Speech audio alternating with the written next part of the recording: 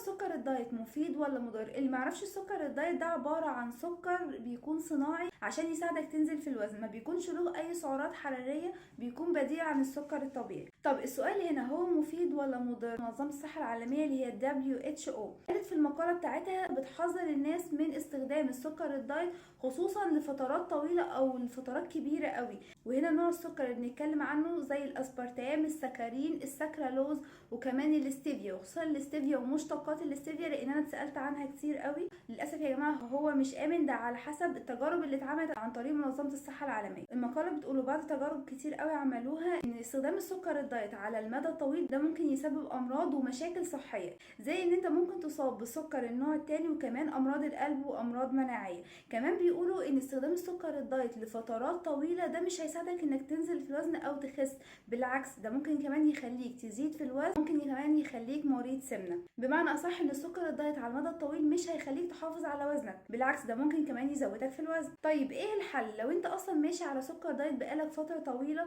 خصوصا ان السكر الدايت بيبقى طعمه احلى كمان من السكر الطبيعي؟ الحل ايه؟ الحل بالنسبه لك انك تقلل السكر الدايت اللي انت بتستخدمه بالتدريج لو انت مش قادر تبطله مره واحده، ومع الوقت لازم تبطله خالص. تاني حاجه نصحت بيها منظمه الصحه العالميه انك تاخد السكر من مصادر طبيعيه زي الفاكهه اللي بتكون مليانه سكر او الخضروات اللي هي بيكون فيها سكر زي مثلا الجزر. كمان لو انت بتستهلك كميات كبيره اصلا من السكر الابيض لازم تبدا تقلل السكر بالتدريج لحد ما تقدر تتعود على الطعم الجديد، وبعد كده تحاول تقلله خالص عشان تقدر تنزل في الوزن بطريقه كويسه وبطريقه صح. وده يعلمنا يا جماعه ان مفيش حاجه امنه في المطلق، يعني مفيش حاجه كويسه 100%. حتى لو المنتج او الحاجه اللي احنا بنستخدمها دي صحيه، برضو ما ينفعش نستهلك منها كميات كبيره قوي. لما تيجي تستخدم حاجه او تستهلك منتج معين مهم ان انت تكون معتدل وتستخدم كميات معقوله منه مش كميات كبيره قوي.